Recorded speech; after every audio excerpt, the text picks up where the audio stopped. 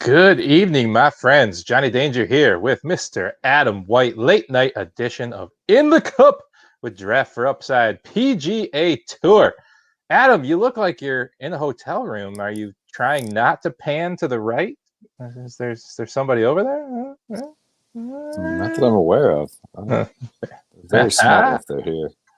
Love it. Well, I am right here hanging out with my Jedi friends, and you were out on the road doing some business, but you made some time for us, albeit an hour and a half late. You made some time for us. Okay, you're right. It's almost 10:30. I love you anyways. How are you, buddy? I'm good, man. How about yourself? Ready to roll? Well, I'm disappointed in you because this is in the cup and you have nothing in the cup. Got a water. I just drank this. This was delicious. Oh, nice. A little hazy from Call me hazy. Call me hazy from Parent. Quite good. Well, you kept me up so late. I had to break out the Imperial Coffee Stout from 2016 Lagunitas High Westified Imperial Coffee Stout, aged in High West rye barrels, 12.2%. If I give you a reason to open a great beer, I'm not going to apologize for it, Danger. Yeah, don't apologize. Never apologize, especially to me. I'm not worth it. I'm not worth it. All right, buddy. Well, let's cut straight to the point. We're going to continue our series of talking DFS strategy for PGA Tour golf, how to get into it, how to build a lineup, how to build a model over at our good friends at FantasyNational.com. Someday maybe they'll give us our subscription for free. You can keep working on that, right? We can keep trying, yeah. I'm not sure how we've tried yet, but all right. Well, we got the Genesys Invitational. We are at Riviera Country Club. Beautiful place. Tell us about it. Well, can we we had a good week last week. Can we do a quick little tiny mini recap of last week, man? Come on. I'm not tired, but come on, dude. We're so late. It's fine. All right. Hit me. All right. So Pebble last week, the AT&T not AM. It was just a professional event, no amateurs, which was great.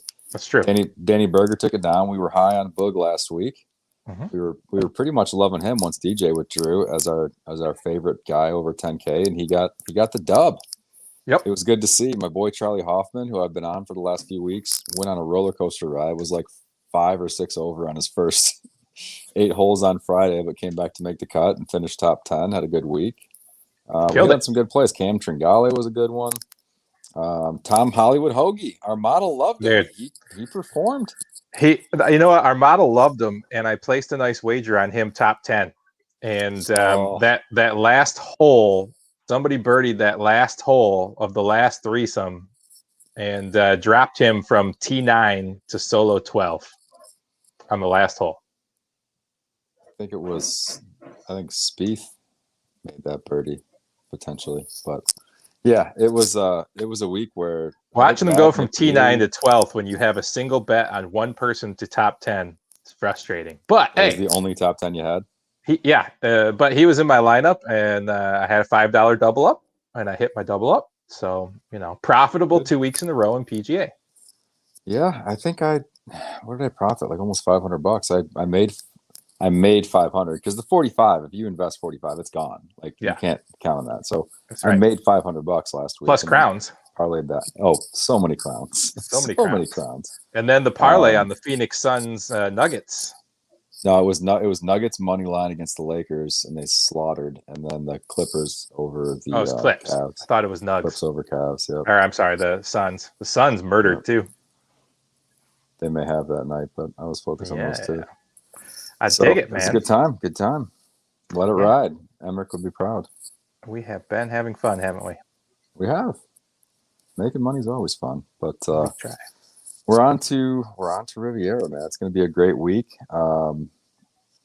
It's a difficult golf course. So the winning score here, as compared to other tour events, are usually somewhere in like the 11 to 15 neighborhood most years, which is pretty low relative to par. I should say pretty high scoring relative to most other events. So we're looking at our favorite stat, strokes gained arg, this week pretty heavily.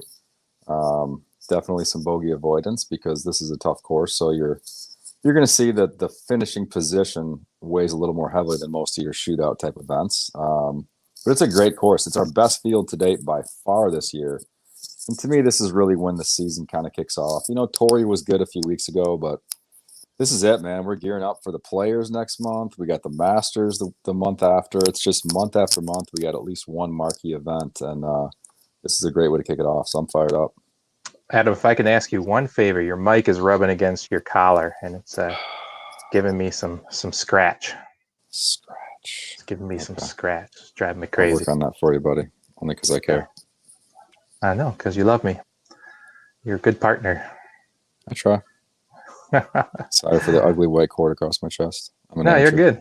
You're good. It's all good. Yeah. Sorry for the ugly going on my chest right now. What do you got? It's very ugly. Oh, they got beat again tonight, didn't they? Yeah, man, they are terrible. They're so bad. They're not good. They're not good at all. But anyways, Barstool Sports had a booster on both Michigan teams to win the national championship. And so I used my free bets when I signed up for them. So I have a $25 bet on U of M to win the whole thing, and it pays out $1,000. And then I have a $25 bet on Michigan State to win the whole thing. If that were to happen, it pays out like $4,000. Let's talk about real things. Like Michigan could actually win the national title. State has no chance. Right? No, but Michigan could. And I got that bet, dude. $25 for $1,000 win. That squad is deep. They got some good defensive players. Defense travels in the tourney. They're also very, very versatile. They can play a lot of different styles. So I like their chances in March. It's going to be interesting to see Juwan in his first NCAA tourney. See how he can get the team prepared with one day in between. I might have to figure out a way to say go blue. I don't know. We'll figure it out. We'll talk about it some other time. I think you just did it. Just came out of your mouth. We'll work on it. So let's talk about how we prepare for these things. So I have prepared a couple little spots here that I will bring in to the picture now. So I don't know how well you can see this on your phone, my man, but we look at historic data at Riviera, and this is a course they play every year. It's very deep, rich in history here. So we've got a lot of data. But one thing you can see from top to bottom, a couple of things. One, the wind tends to be not a factor, so we don't worry about that. It seems to be calm all the way down. You can see the green speed historically very fast. You can see the fairways hit very, very difficult. So you see it be a pretty difficult course. So being accurate on that fairway is going to be big. And then if you look over at the course breakdown here, you'll actually go through and see a little bit more data. So this is over at fantasynational.com. This is where we pull all of our stats from. And we're just trying to give you guys an idea of how we build a roster and how we end up targeting players. For a guy like Adam, who knows basically the ins and out of the whole thing, that's one thing. But a guy like me who is more data driven when it comes to sports, he doesn't necessarily follow as closely. It's nice to see this. So this is an interesting one here. We talk a lot about shots gained off the tee, Adam, but we see at this particular course, top 10 finishers, it really isn't a factor. And is that just because the fairways are so tight and so difficult to hit that it really penalizes the people that just kind of whack it too far and aren't accurate enough? That could certainly be part of it. The greens aren't particularly large either for the distances you're approaching them from. So yeah, I don't know. I am still waiting driving distance a little bit this week, but it's more total driving than just raw driving distance. But if you're looking through these stats here, it shows pretty clearly that putting here is huge. It shows that the approach shot is absolutely huge. And then two of the main stats they're showing big on short game and ball striking, which is, most courses. But I think some of the interesting thing that you can find around here is how heavily weighted this course is to the top 10 finishers on 3-putt avoidance. Massively, massively weighted. Yeah, that's interesting. It's hard to look at that week to week because it can really vary. But I think you are looking for good lag putters because you're going to have a hard time hitting it close to these holes consistently. You're going to have at least one round where your proximity is not great, even if you're striking it well all week. So, yeah, I think it's just flipping through here, trying to see anything that kind of sticks out. You see these, par fours between 400 and 500 is the big share of the holes here. And then looking through here, I don't know how well you see this on your phone, but this is interesting here. This is a nice stat I like to look at each week when we try to kind of pick between birdies or better or bogey avoidance. This one shows here that there's a little bit more bogeys and double bogeys than there are birdies, Eagle. So I think I weight that bogey avoidance a little heavier than birdies or better this week. And then the average cut line here you can see is almost straight around that 2 over. So not a particularly high scoring week. Well, again, it's not going to be a high, like if you look at the DraftKings scores that compete this week for GPPs, it's going to be nowhere near last week at Pebble. Winning score is going to be relative to par, not nearly as far under. So I love the bogey avoidance stat this week. If we're building our models, it is strokes gained approach. I like strokes gained off the tee, strokes gained around the green, then bogey avoidance. And those two go hand in hand. So if you're missing greens, you got to be able to gain strokes on the field around the greens, getting up and down. So I love those stats. I think it helps you narrow down who's a contender and who's not. And then the next thing I like to look at is recent form. So you're looking at recent events here. You're looking at shots gained total over the last 5 events on the PGA Tour. So this is interesting to kind of flip through. Cam Davis kind of at the top there, which, I'm a big fan of. And then not really some surprises there. Cantlay, Berger, Schauffele. Norlander's been on a streak since I told everybody to get on him 3-4 events ago. He's been really well. Homa up there, pretty nice. Max has been playing great. Norlander had a great Friday, Saturday last week, and then kind of fizzled a little bit on the weekend. Made no birdies on Saturday, which was a little sad, but the guy's been playing really solid golf for the last month or so. For sure. And then the last one I look at here is history here at this event. This is a nice stat to look at. So if we look at shots gained total at this event, you got DJ up top. You got Adam Scott, which, we're not going to talk about last year when we were on the show. I think I've drilled that into the ground. But, yeah. I think you have. You reminded me of it again this past weekend. I was laughing. I know, all the time.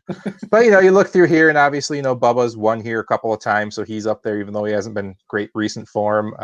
Kuchar and Sung Kang, some interesting value plays that have been really good at this course. So this is just, the different things that you could look at Fantasy National to really draw your attention to a few names. So you look at all 5 or 6 of these charts and you kind of start seeing a pattern. You see some of the same guys popping up in the same spots, and you can really hone in on a few players, right? So I like that. And then what else do I got here? The ownership.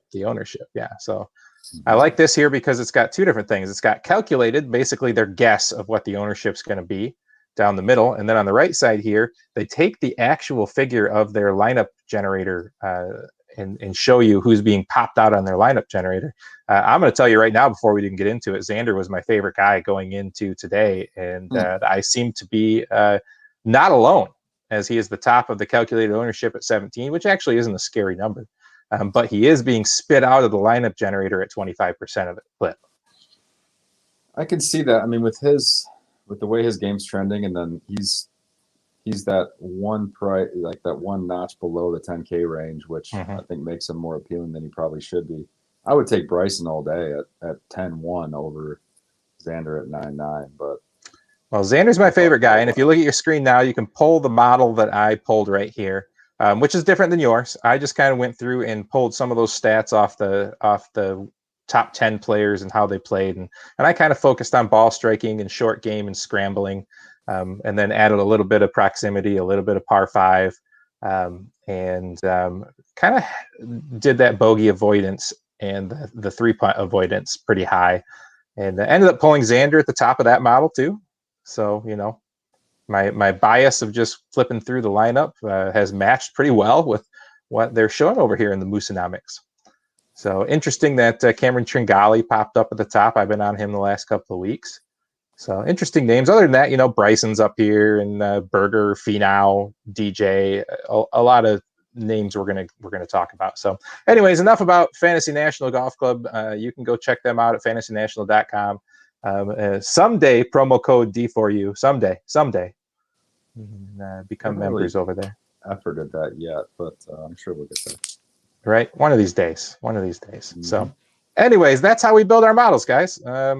Hopefully, that was at least semi-entertaining. And so let's get into it, shall we?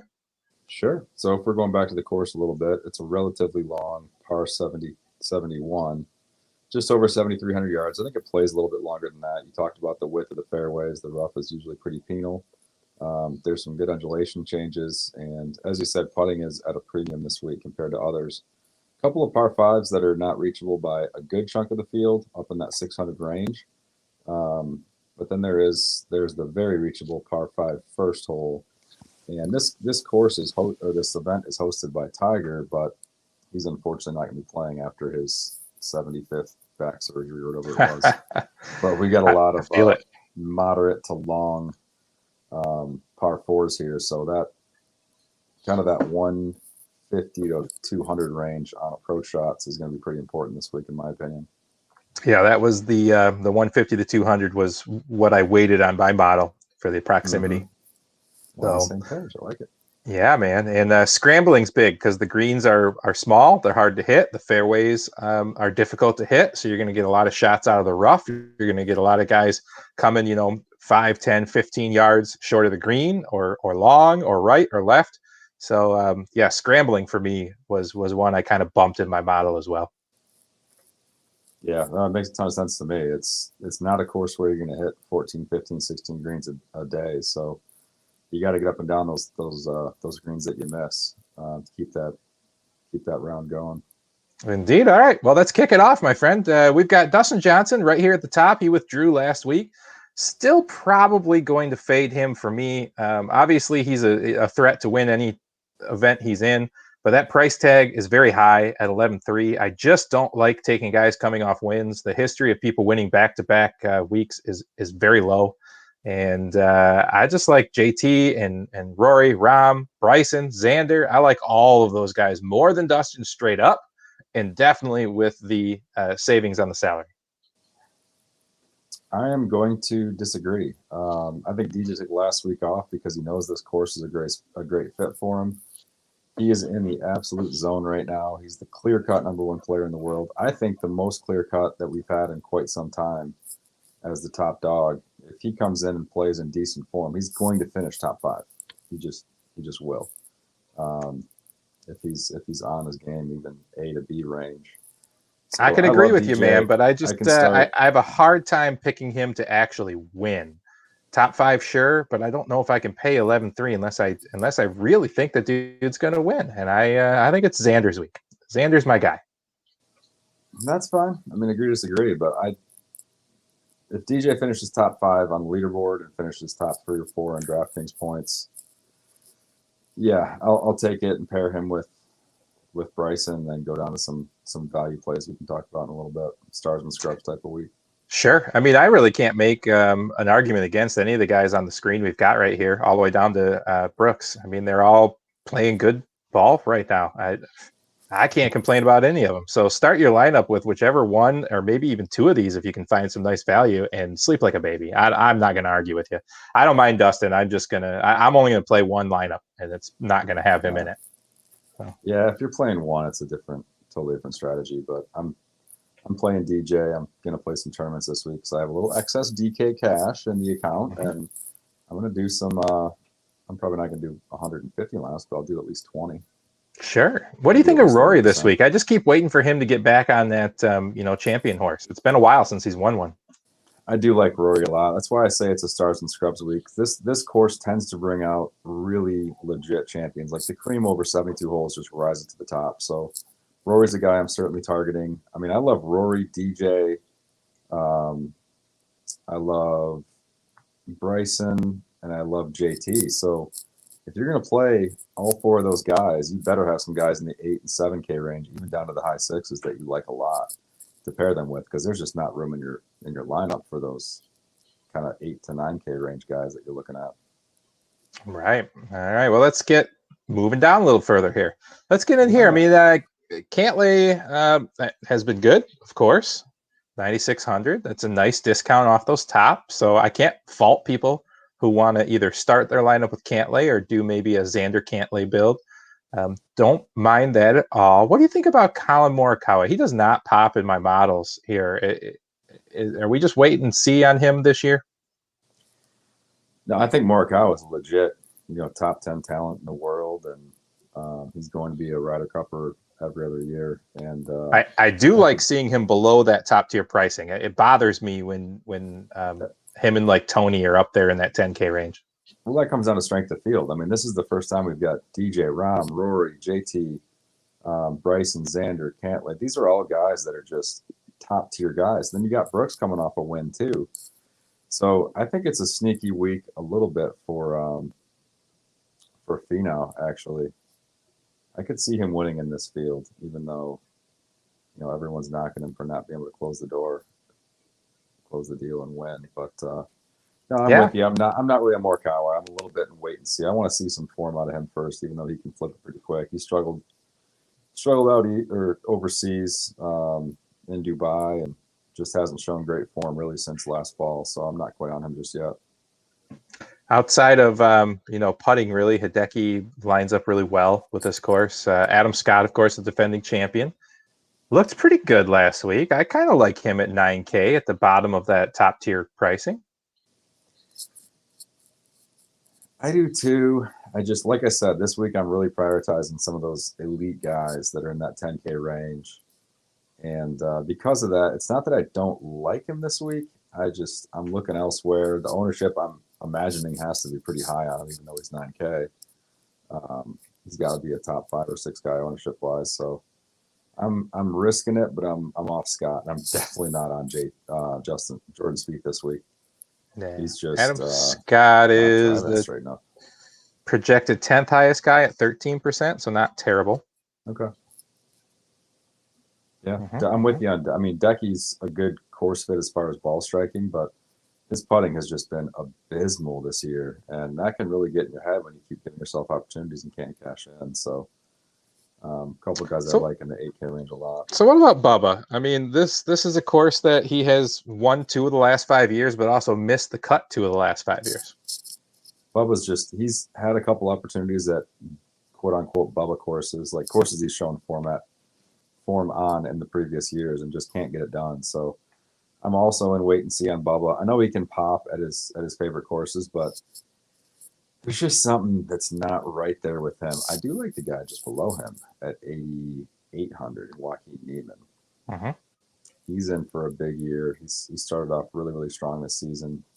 Just missed winning at the Tournament of Champions, and he's shown great form in his couple events since then. So I do like Niemann 8,800, and then I just kind of have to fade given my strategy this week that mid 8K range and go right down to Max at 8,200. Yeah, I was kind of looking through here, and as much as I love Scotty Scheffler and anybody named Cam, I just don't know that I can go there because you come down the list here, you got Max Homa, who has recent form has been really nice. And then you start dipping into that 7K here, man. I think this is going to be one of those weeks that Kevin Na just kind of hangs around that like top 15. And at 7,900, that's the price I want him. And this course kind of fits him. Kinda. He's had spot. I don't think he's going to win, but I think he's going to make the cut. I like him at 7,900. It doesn't bother me. But honestly, like I only bring that up for our boy Chris. Well, because I think what you got here is you got Carlos Ortiz right down here at 7,800, who just continually is underpriced. Why does nobody love Carlos Ortiz? I don't know. He's a guy that I've ridden his last few events, and his betting odds have been too long, and we've taken advantage of that with some top 10 or top 20 bets. And he hasn't broken through in one yet this year, but he's playing great golf. At the end of the week, let me just read the last like 8 tournaments he's played in: 4th, 29th, 14th, 37th, 8th, 1st, 35th, 48th. But this dude can't get priced up over 8,000. I guess I get it in this field, but if you swapped him and let's say Cam Smith $8,400, I wouldn't Mm-hmm. bat an eye at it because his form has been so much better than Cam Smith's, and it's also to me a better course fit for him. So yeah, Yeah, it doesn't make Ortiz sense jumped him off being the page. One of my favorite things to do is kind of flip through and just see where numbers don't make sense. a Right great there, place dude. to start. It's a great Ortiz place to should be start. $600, $700, $800 more. Also, I mean, with their recent form, they don't have great course history here, but Tringali and Cam Davis in the mid sevens there are also great plays in my opinion. You absolutely know I'm on both those guys. I mean, Tringali, somebody you and I talk about almost weekly, and anybody named Cameron always finds a way into one of my lineups. And sometimes it's all Camerons. All camps. Sometimes Cam we Percy had a good week last week. pull it off. Yeah, right. What do you think of Siwoo Kim? He won and then had a couple of really crappy weeks, but I kind of like him this week. 77. And he Don't hate won it. 4 weeks ago. I mean, I like this guy at 77. Yeah, I mean, you look at his last 12 rounds on tour. He's 15th in strokes gained approach. We talked about how important that is. Strokes gained off the tee, yeah, mediocre. But if he can keep it And I together for disagree the with you first this two week. I don't think rounds, it's all that important to be off the tee. So I like Siwoo a lot. yeah, no, I do think it's important to position yourself for those approach shots. And this course tends to favor a guy who moves it left to right more so than right to left. And this course, we haven't mentioned it, but one of my favorite holes on tour is the par 4 10th at this course. It's drivable, but it's a very narrow, like diagonal green from front left to back right. It's very narrow with bunkers front and back. You'll see some interesting shots hit on that hole this week. It's one of the more entertaining holes on tour, in my opinion. But I'm not going to be on Siwoo for DraftKings, but I did write him up for first round leader because he can always get hot for one round. I like it. I absolutely like it. So flipping through here, this 7K range, dude, I can't get off Jimmy Hahn. It still is weird to me that he's in that low 7,000s, and maybe it's because of the field, but not many have been hotter than him this year to start. Cam Davis right there with him at 75. Henrik Norlander, super hot. As long as he's hot, I'm riding him until he misses a cut. So I'm with him at 74. I could see playing some Norlander this week, although I'm off him. I think he kind of lost his mojo the last two rounds last week, and I think that's going to carry over. Just a personal feel thing. I do Sure. like at the bottom end. I like Wyndham Clark this week. Good course fit, long hitter, great ball striker. Finished 17th last year. And then KH Lee came off a great finish in Phoenix, and he's got two top 25 finishes the last 2 years. So form is there, course fit is there. I gotta like that. You know who's just staring at me at 7,300? You know who it is, right? Boom, boom, boom, boom, boom, boom. Luke List. Look, man. So I had a talk with another guy premiering a golf show on our channel here shortly. Tony Sincata going to be putting out a golf show here on iLogic. Former roto expert and a longtime fantasy analyst. I was talking to him, trying to set him up with the software and teaching them how to use StreamYard and all that. And we're talking about golf guys, and he just starts talking about Luke List. I'm like, dude, you got to stop. Or Adam hears you. You got to stop. Can't talk about Luke List. He's gonna hear you. He's gonna put like $200 on Luke List top 10 and like 100 on top 5 and like 50 to win. Like, don't talk about Luke List like that. Adam has no self control around Luke List. Who says I didn't do that already? Right? You probably did. His beautiful pecs and. He's just a strapping young man. Of course. And he's finished 30th and 15th here the last 2 years, and 26th the year before that. Like it's a good course fit. If he can just putt, I don't know, somewhere in like the 60th percentile this week for the field, he's a great play. But damn it. Okay. I think another criminally underpriced person here is Brendan Todd. I know he cooled off at the end of the year, but he was so hot after the COVID break. I got to believe he's got the chops to contend. And at 7,100, to get a guy that might, top 25, top 15 for you at 7,100, I think it's a steal. No. I do. You don't like him? Like Brendan Todd. Oh, I love Brendan Todd. All right. I'm locking him in my lineup. I'd rather. Because you know what's going to happen is we're going to get to next week and you're going to be like, I played Brendan Todd in my one and done. And he won. No, he's not winning? There's no way. He's 87th in the field. Strokes gained approach his last 12 rounds. He's number 4 in putting though. Nah, he can't. He can't do it on this kind of course, man. It's not his kind of course. I do like Lanto Griffin though. Lanto. I'm a sucker for him too. I just love his name. I love his attitude. His vibe is just great. I love it. We didn't talk about Nate Lashley after his number 2 finish last week. Lashley played great last week. He just, dude, the way he blew up and absolutely imploded on 16 last week. It's just demoralizing. I cannot see him contending again this week. I just think he's going to drop off and go back to his normal. All right, look at this lineup right here, Adam. I don't know about the listeners. You seem a little quiet to me. I'm just going to let you know. Really? I don't know. I can yell if you want. It's hard to tell until we see it afterwards. Just letting you know. But look at this. If we're going to play stars and scrubs, right, we got to play a couple of guys in the 6K range. So we got quite the lineup right here. I don't know if you can see this right here, but we got Naismith.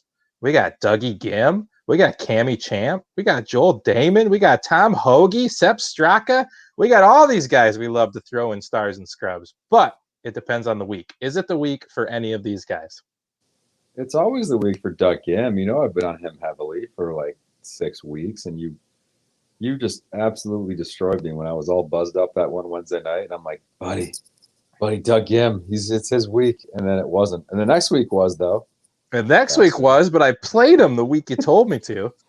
I know. And then he came back and played great. But I do like Cam Champ, even though his form hasn't been good. It's a good course fit, and he's a guy who can flip it pretty quick as far as his form. So we mentioned KH Lee there at 7,100. I'm still riding Brendan Steele at 71. He's been playing real steady golf, just hovering kind of around that top 30 mark the last couple of weeks. But yeah, I mean, I can definitely get on board with both those guys you mentioned. Neesmith's been top 5 his last few events in strokes gained approach, so you got to like him at 6,900. And Neesmith gets off to those hot starts. You like to place him as a first round leader. I hit on him a couple of weeks ago in Phoenix. Yeah, you did. I don't know if I like him for first round leader this week, but overall, he's a great value at that price, man. And Straka's a good ball striker. He's right there at 68. I don't getting like a little lower. You know who pops in the model a little bit? Party Marty. Oh, Party Marty. Yeah, I don't mind the course for him. Did we even mention Kokrak? Because I think Kokrak's a decent fit here. Oh, we didn't. I feel like he was in the model too. Let me go back to my model. I feel like he was right in the model. He's 8K. Like his super recent form isn't fantastic, but it's a very good course fit for him. Nah, he's down at 42 in my model.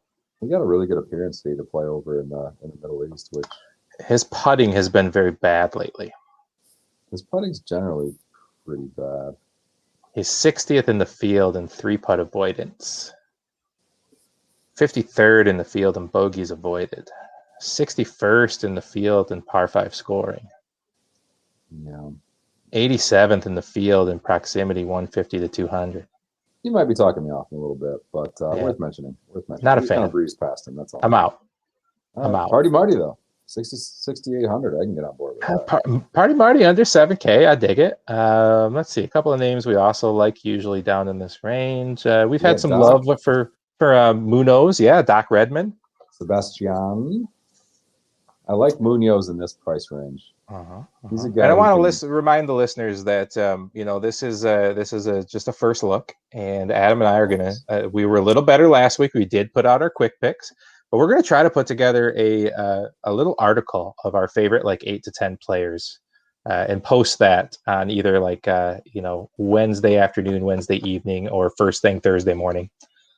And depending on how busy Adam is with his real life and real job, I don't know what that's like. We're gonna have to get it. Well, I know, man. You'll be back to the beer rep guy here soon enough, hopefully. Nah, man, I'm gonna be a famous sports podcaster. I don't need the beer rep job. Okay. You didn't say what you'd be famous for in sports podcasting, but I could buy it. All right, random name that popped in my model: Sung Kang.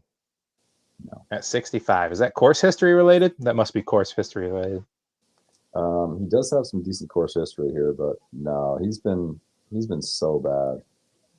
His form is just it's course history. Course that if you're off in any one part of your game, it'll expose you, and he hasn't been on in any part of his game. So I'm just not jumping on it. JB Holmes has won here, hasn't he? Didn't Holmes win here? I believe he won here a few years ago. Yeah. 6,500. I mean, his form's terrible, but he's a bomber and he's got course history. 6,500. I mean, it's okay. What about Lucas Glover? You tend to like him every now and then. I do. Good ball striker. Terrible putter. Yeah. Like he's hit some of the worst putts you'll ever see a tour player hit. But so Jim Furyk hits 14 on my model. Oh, really? 14. Jimmy Furyk that high? Furyk. Weak. I gotta play him for Chris's sake. Look at this. See, I don't know if you can see my screen. Yeah, Plus, I see it. Pop added him to the lineup. Yeah, I'm gonna start my lineup with Jim Furyk. He's quite cheap, and he's probably gonna make the cut. It just doesn't excite me. Like I think his ceiling is, I don't know, 35th, 40th, maybe. All right, I got nothing else down here. I tried to find something fun, but I'm not. I don't want to take that swing on Harry Higgs. The swing on Harry made me laugh for some reason. All right, Jim Herman. I mean, no. Herman's a short course guy. Yeah. Brian Gay, nah. I mean, T-Dunks at 6K at bare bottom. No. Come on, Stars and Scrubs. No love for T-Dunks. Not at all. No. All right. Nah, me neither. Marky Nothing down here. I don't think you need to get that low. I think there's enough plays in that upper end 6,000, lower end 7,000. I don't think you need to dig this deep. Yeah, I got one guy at 65 who's worth looking at. Just his game, his form hasn't been great, but his game kind of fits the course well. He's shown that he can get the job done when he contends. And that's Adam Long there at 6,500. Man, that's your Adam bias. No, nothing to do with his first name. Not at all. Mm-hmm. I can't even fit 6 Adams in the lab. There's like 2 in the field. I like it. Throw the danger route.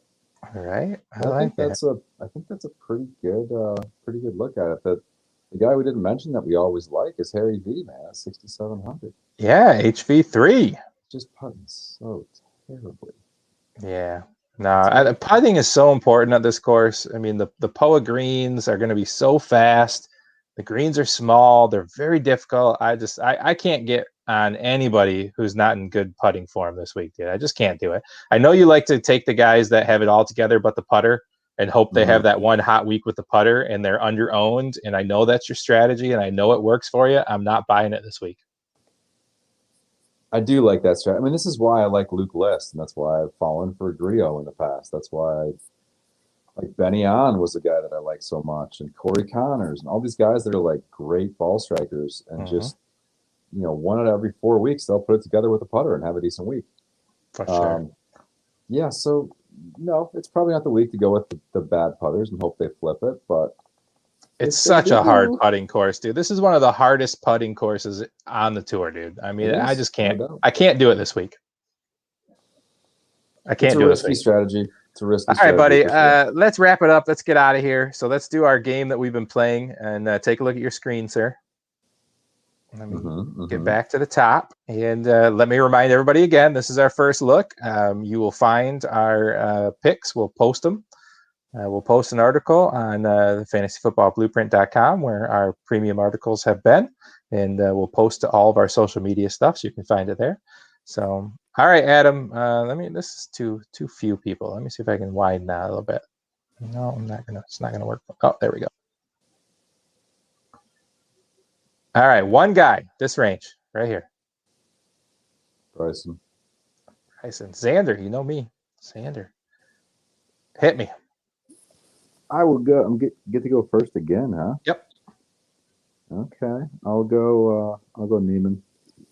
Neiman, I like it. I'm ready for Tony. Give me some Tony. There you go. He's on board the Tony train. I like it. All right, I'll go first here. I'm a Carlos Ortiz, man. I think he is the most underpriced guy on the board. You know, I'm actually going to go a guy we didn't mention yet, and that is Mr. Abe Answer. Abraham. I like Abe this week. He's a fader. Great short game. Take it. All right. Next here, I'm going to go first again, and I can't get off the Jimmy Hahn train, man. I'm staying on. Jimmy Hahn. I'll go Cam Davis. I like it. Love Cam this week. Oof, this could be a Cam week for me. I might load up all the Cams. Do it. Ugh, like it. All right, go ahead. Well, you got to stop scrolling there, Danger. I did. I stopped. Okay. I'll go back to my boy, man. He did me right last week. We'll go Charlie Hoffman. Charlie Hoffman. I think you know that I got to go with Norlander until he flames out and misses the cut. It's happening this week. Yeah, it could. It might happen. Might have to have a beer side bet on that. I'm down. All right. All right. I disagree with you wholeheartedly. I think Brendan Todd finishes top 15. Oh wow, I would definitely do a beer side bet on that one. I'll buy you 3 beers for the one that you give me. Outside the top 15, I will go Mr. Brendan Steele. The Brendans. You know we love the Brendans. You love Todd. Yeah. All right. Moving down. Go ahead. I will go with Mr. Doug Gim. I'm with you, dude. I think Doug Gim's the play here. I think he's got a real shot to shock some people this week. He gonna shock the world. I think his putting's on par. His short game is tight. I like it. Yeah, let's do it. I like it. Fresh week.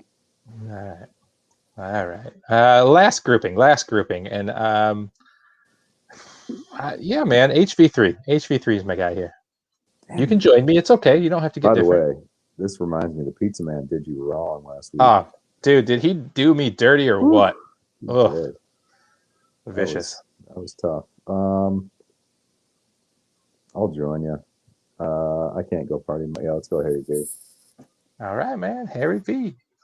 Well, we did it. Hey, quick mention. Another show in the books. All I'm going to say is minimum price. Willie Mack has a good chance to make the cut. That's all I'm going to say. Willie Mack. Michigan boy, Flint Town native. Won the Michigan Am in 2011. Really, really damn good player. He's in the minority exemption this week. And, yeah, he's got some game, dude. That guy, he could make the cut. Dude, I've been looking at my shared screen the whole time, and I can't believe I've missed out on the sexy that you were laying down in that hotel bedroom. I wish I had this. You should have taken that undershirt off. Thought about it. I'm not quite ready to rock the chest hair just yet. Now that we're growing our audience, you got to get the chest hair lotion out for that. I love it, man. Well, guys, that was our breakdown of the Genesys Invitational for DraftKings DFS. We are in the cup with Draft for Upside. I'm Johnny Danger. With me was Adam White. You can catch the rest of our stuff on our Facebook page, on iLogic's Facebook page. You'll see our quick picks. You'll see Adam and I's article honing in our picks by tomorrow night? You want to get it done by tomorrow night?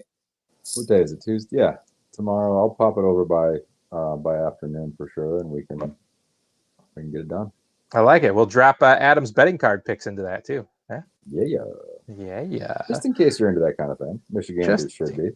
Just in case. That's it. Anyways, we thank you all for joining us. And gosh, we'll see you here next Tuesday night, usually sometime around 9 p.m. Y'all have a good night.